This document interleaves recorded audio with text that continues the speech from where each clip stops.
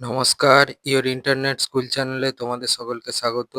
তো আজকে আমরা তোমাদের ক্লাস 9 এর ইতিহাসের রায় ও মার্টিন কোশ্চেন ব্যাংক অনুসারে দ্বিতীয় পর্যায়ক্রমিক মূল্যায়নের মডেল সেট 9 এর প্রশ্নগুলোর সমাধান করব। তো দেরি না করে চলো ভিডিওটা শুরু করা যাক। প্রথমে আছে বিভাগ কয় একে সঠিক উত্তরটি বেছে নিয়ে লেখো। একেরটা বলেছে দ্য কোচম্যান অফ ইউরোপ নামে পরিচিত ছিলেন, সঠিক অপশন হবে অপশন সি মেটারনিক। দুয়ে বলেছে ম্যাথসিনি ইয়ং ইটালি দল গঠন করেন, সঠিক অপশন হচ্ছে অপশন এ 1832 খ্রিস্টাব্দে। তিনেরটা বলেছে ভিয়েনা সম্মেলনে যোগদানকারী ইংরেজ প্রতিনিধি ছিলেন, সঠিক অপশন হচ্ছে অপশন বি এলসারি। পরে চারে বলেছে ফ্রান্সের শিল্পায়নে কার্যকরী পদক্ষেপ নিয়েছিলেন, সঠিক অপশন হচ্ছে অপশন এ তৃতীয় নেপোলিয়ন।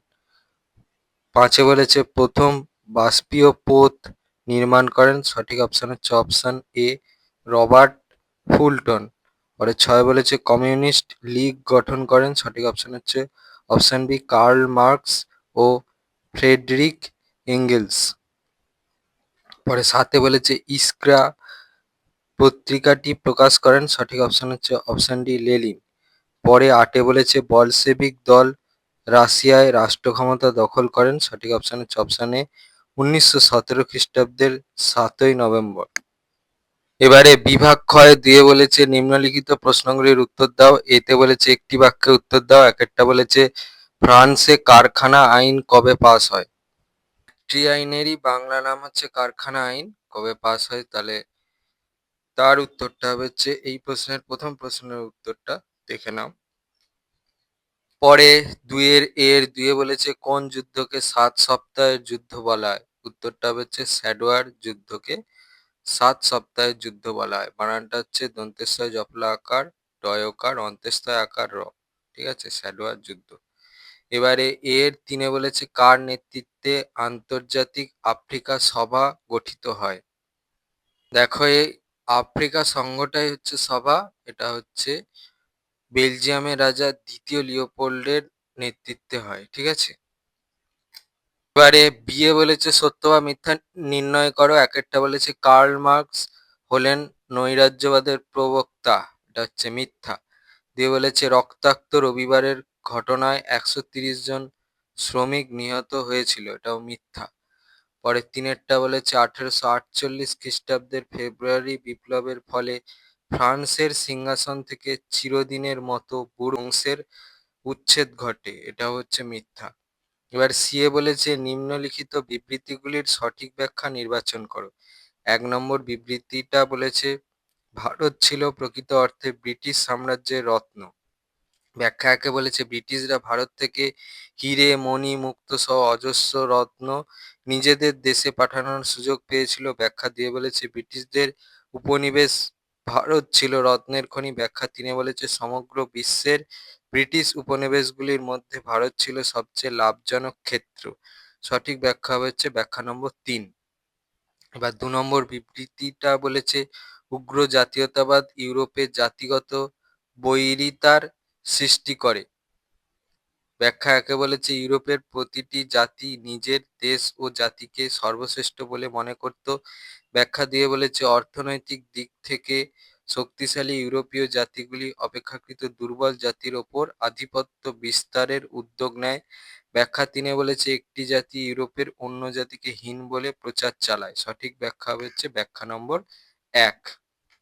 এবার বিভাগ গয়ে তিনে বলেছে নিচের প্রশ্নগুলির 2-3টি বাক্যে উত্তর দাও, যে কোনো 4টি। একটা বলেছে কবে কাদের মধ্যে ভিল্লা ফ্রাঙ্কার সন্ধি স্বাক্ষরিত হয়। দেখো উত্তর। 3-এর 2 বলেছে হেটাইরিয়া ফিলি কি। উত্তর এখান থেকে এই পর্যন্ত। 3-এর 2 বলেছে ফ্রান্সে শিল্প বিপ্লবে তৃতীয় নেপোলিয়নের কি অবদান ছিল। দেখো উত্তর এখান থেকে উত্তরটা চলছে, এই পর্যন্ত লিখবে। এবারে 3-এর 4 বলেছে চীনা তরমুজের ভাগ বাটোয়ারা বলতে কি বোঝো। উত্তর ওই প্রশ্নের উত্তরটার জন্য এই প্রশ্নের উত্তরটা লিখলেই হবে, এখান থেকে এই পর্যন্ত লিখবে। 3-এর 5 বলেছে কবে কার উদ্যোগে কমিনটার্ন প্রতিষ্ঠিত হয়? উত্তর এখান থেকে এই পর্যন্ত।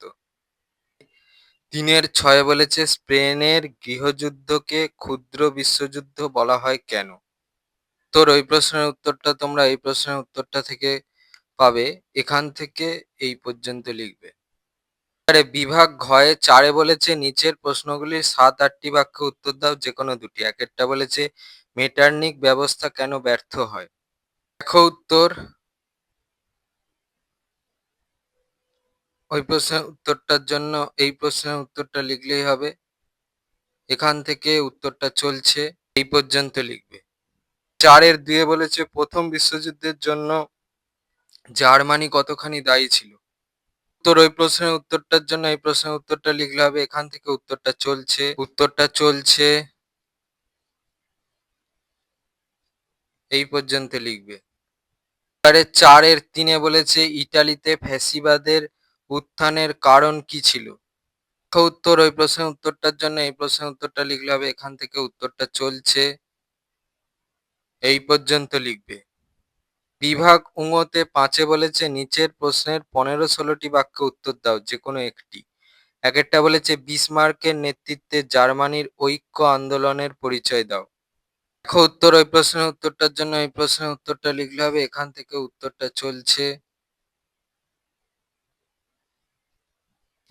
চলছে এই পর্যন্ত লিখবে। ৫-এর ২-এ বলেছে ইংল্যান্ড ও ফ্রান্সের শিল্প বিপ্লবের তুলনামূলক আলোচনা করো। দেখো এখান থেকে উত্তরটা